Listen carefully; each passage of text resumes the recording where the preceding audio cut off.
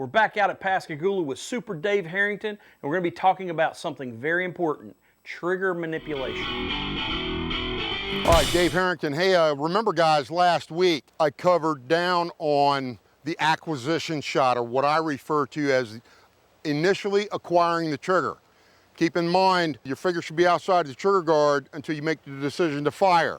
Well, that puts the onus on you to not only consistently place your finger on the trigger, but take out the mechanical slack to the wall and then press the shot clean. I'm gonna put a little advanced spin on that action where I am gonna combine the first two actions of finding and taking out the mechanical slack as one action. So with my finger outside of the trigger guard, it's in two actions, the gun should go bang. Still working within human reaction time, quarter-second increments. I have 0.75 on the clock. The first quarter is to respond to the beep. The second quarter is for finding the trigger. The third quarter for pressing the trigger. Now we're going to focus on releasing the trigger and firing. The first quarter, respond to the beep. Second quarter will be the actual release, and then the third quarter, the actual press to fire. If you violate this sequence of loading for this exercise, the chances of the gun going bang without you intending it to do so are probably going to be pretty good. Make sure the pistol's unloaded and cleared, all right? Point it in a safe direction, press the trigger, decocking the trigger mechanism, and hold the trigger to the rear, all right? Once you insert, seat, and lock the magazine, action the slide. Now, if you notice, I am holding the trigger to the rear consistently throughout the loading process.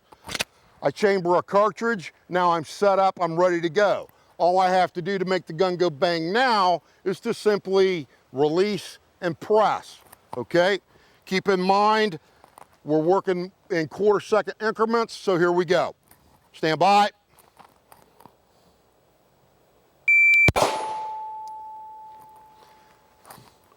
.42, so I'm already there. I'm gonna see if I can't compress it a little bit. Here we go, stand by.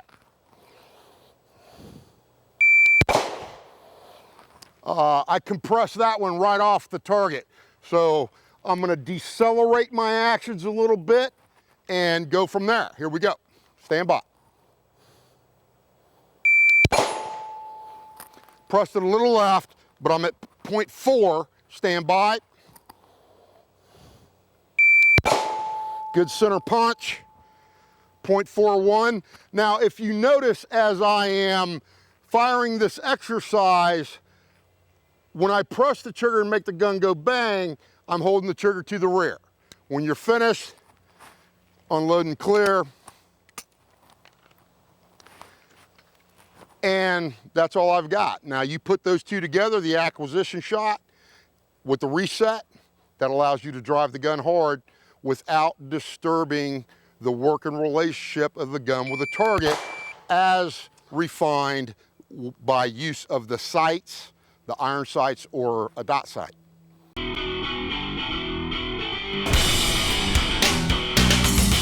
And this is Keith with Tacticam down here in southern Mississippi filming with Trigger Time TV. So welcome to the Gear Locker. Today I'm going to talk about the 5.0. The 5.0 camera is the #1 point of view action camera on the market today. This camera is built solely for the purpose of the hunters, sportsmen alike. With an array of mounting solutions, you can mount it on anything. This right here is the 5.0. Weighs 3.5 ounces and is a one-touch selector, so whenever you turn it on, it automatically starts recording from the time that you touch that button. That is one of the best features, and when you compare it to other point of view action cameras on the market. This is a touch and go. You hear two vibrate, you know that it's recording. What makes it also great is it has a remote. So like you can have 2 or 3 of these set up, one touch on the remote, and it's going to take and turn on and start recording on all the cameras.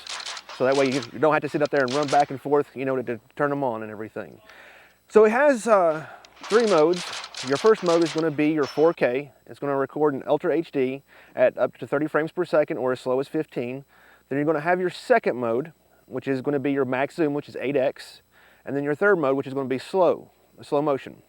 This camera really does facilitate a whole lot, especially when you're trying to record and relive a special hunt, something that means a lot to you, whether it be on a PRS match, and you're able to utilize it there to, you know, recreate the moment and critique yourself. I use them for both teaching and for hunting. I recently just got my first aoudad on camera with utilizing these, both through the scope view and through my the wide view for the side view. So these cameras really do facilitate a whole lot when it comes to the shooting industry. So for you guys that already have the cameras, I would greatly like to see y'all's hunts. So make sure you send them to us at tactacam.com or find us on Facebook. Share your hunt.